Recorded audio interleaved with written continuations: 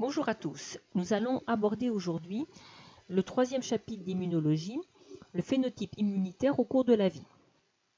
Le bébé à sa naissance possède une immunité adaptative naïve. Cela signifie qu'il possède des petits clones de lymphocytes B, de lymphocytes T, avec chacun des récepteurs membranaires qui ont été fabriqués donc de façon aléatoire, nous l'avons vu dans le chapitre précédent, avec des BCR, donc des anticorps, ou des TCR, les récepteurs des lymphocytes T. Donc pour l'instant, ces petits clones n'ont jamais été en contact avec le moindre antigène. Donc on n'a pas encore eu les phases suivantes de la réponse adaptative, à savoir les phases de sélection et d'amplification clonale. Au début de sa vie, le bébé, donc, quand il va s'alimenter avec le lait maternel, va profiter des anticorps de la mère que l'on trouve dans le lait maternel et qui va donc lui permettre de se défendre contre un certain nombre d'agents pathogènes. Cependant, les anticorps de la mère survivent simplement 4 ou 5 jours chez le nourrisson. Comment va alors évoluer le phénotype immunitaire ? Alors, dans ce document, on vous présente une expérience dans laquelle on a injecté des globules rouges de mouton à une souris. Et on regarde, au cours du temps, le nombre de lymphocytes B sécréteurs d'anticorps anti-globules rouges de mouton, autrement dit le nombre de plasmocytes qui sécrètent des anticorps contre les globules rouges de mouton.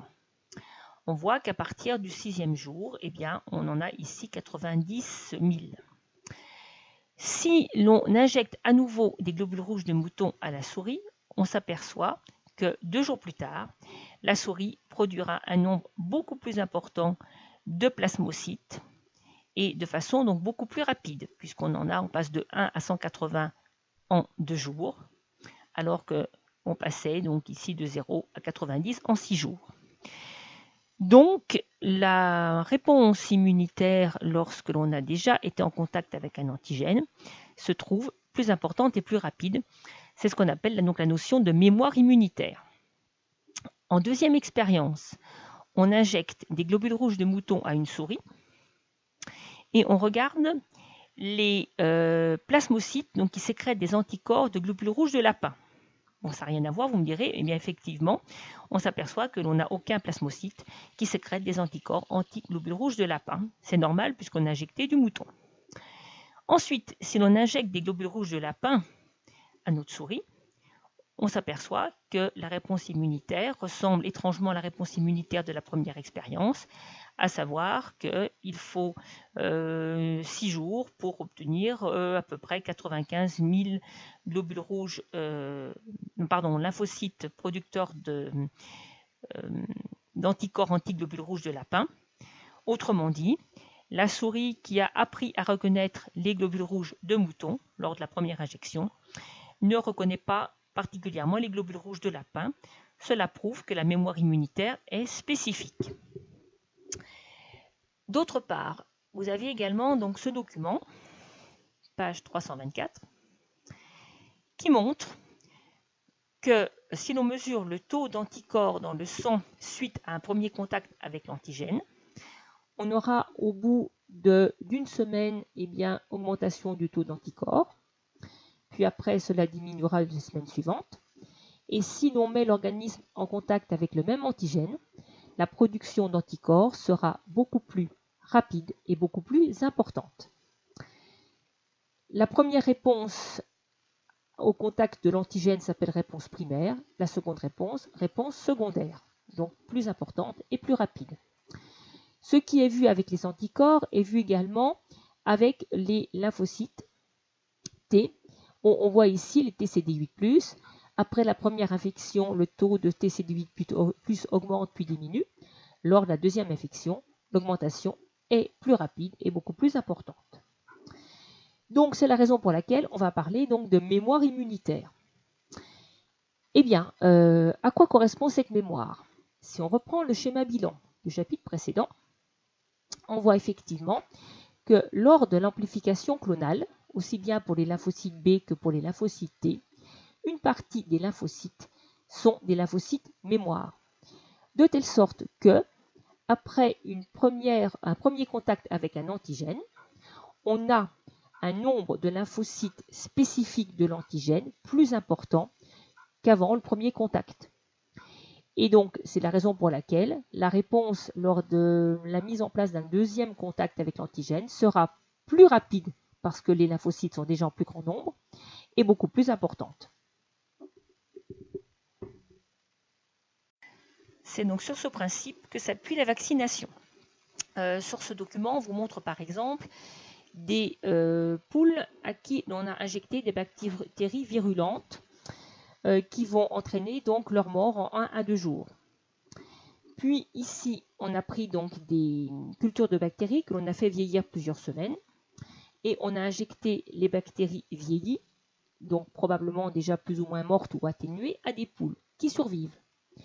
Et si on injecte des bactéries virulentes cette fois-ci à ces poules qui ont reçu les bactéries vieillies, les poules ne meurent pas.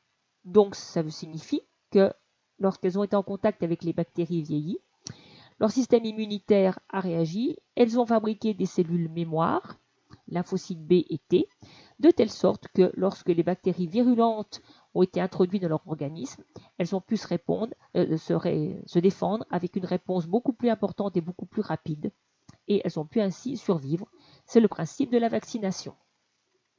Autrement dit, un vaccin, qu'est-ce que c'est? Eh bien, tout simplement, ça peut être soit, on va le voir sur le document, soit des organismes vivants atténués, soit des virus atténués, soit des fragments de parois de bactéries, des fragments de virus, soit des fragments de gènes clonés exprimés par ces bactéries ou ces virus.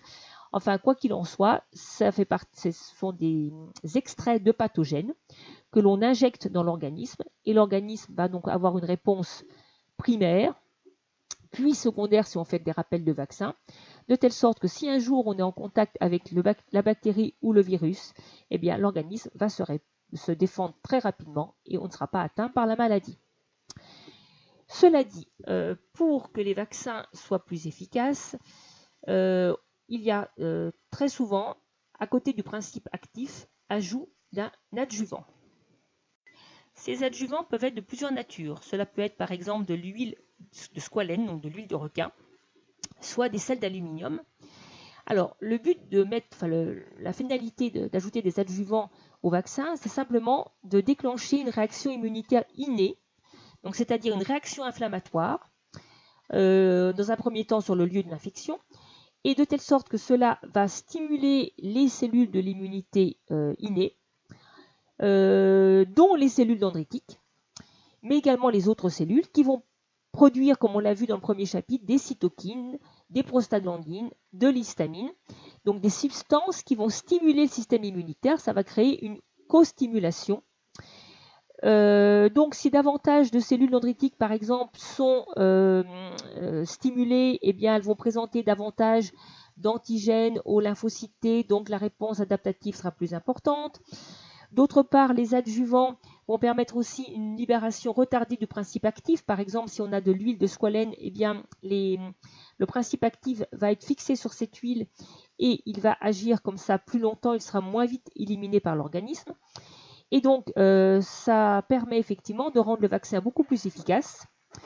Donc, on a moins de principes actifs à mettre dans le vaccin et surtout beaucoup moins cher, jusqu'à 5 fois moins cher.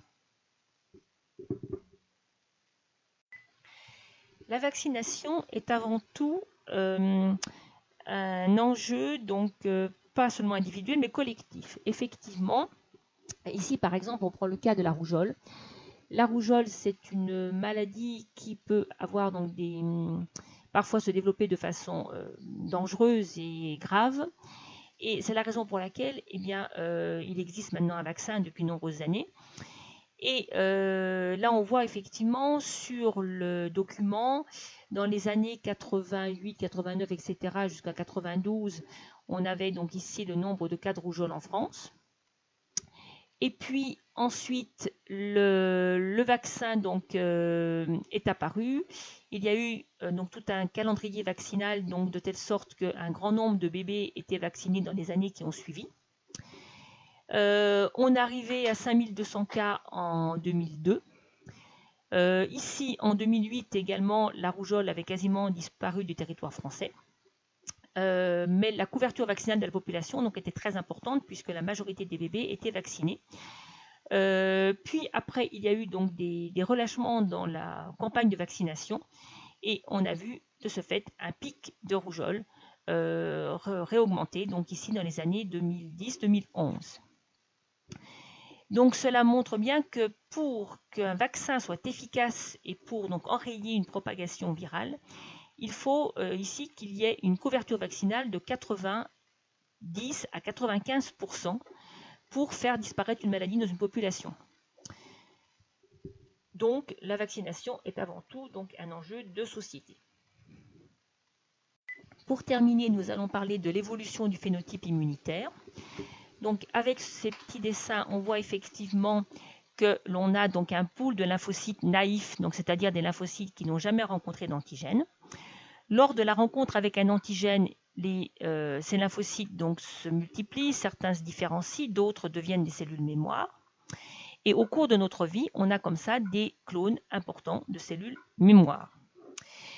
Et donc, on a au cours de notre vie évolution de notre phénotype immunitaire. Par exemple, ici, on a encore des cellules naïves qui n'ont pas été activées par un antigène, et ici, nos clones de cellules mémoire. Chaque personne rencontre au cours de sa vie des antigènes qui leur sont propres. Donc chaque personne, au bout du compte, se retrouve avec un phénotype immunitaire différent selon les antigènes que la personne a rencontrés au cours de sa vie. Donc ce qui explique qu'au cours de notre vie, on a une proportion relative de lymphocytes mémoire de plus en plus importante et une proportion relative de lymphocytes naïfs moins importante, puisqu'une partie d'entre eux sont des mémoires. Mais ce qui ne veut pas dire qu'à 15-16 ans, on produit moins de naïfs, mais simplement, proportionnellement, on a davantage de cellules mémoire. Cependant, comme je vous l'ai mis en conclusion, avec l'âge, on a un certain nombre de phénomènes de vieillissement du système immunitaire, vous pourrez lire les différents facteurs, qui expliquent que les personnes âgées soient plus fragiles à certaines infections, malgré les lymphocytes mémoire qu'elles ont pu produire durant leur vie. Voilà, donc la partie immunologie est terminée. Il nous restera à parler d'un TP qu'on appelle le TP ELISA, que j'espère on aura l'occasion de faire ensemble avant les grandes vacances. Sinon, bon, je vous ferai une vidéo pour vous l'expliquer, mais bon, j'espère bien qu'on le fera ensemble prochainement.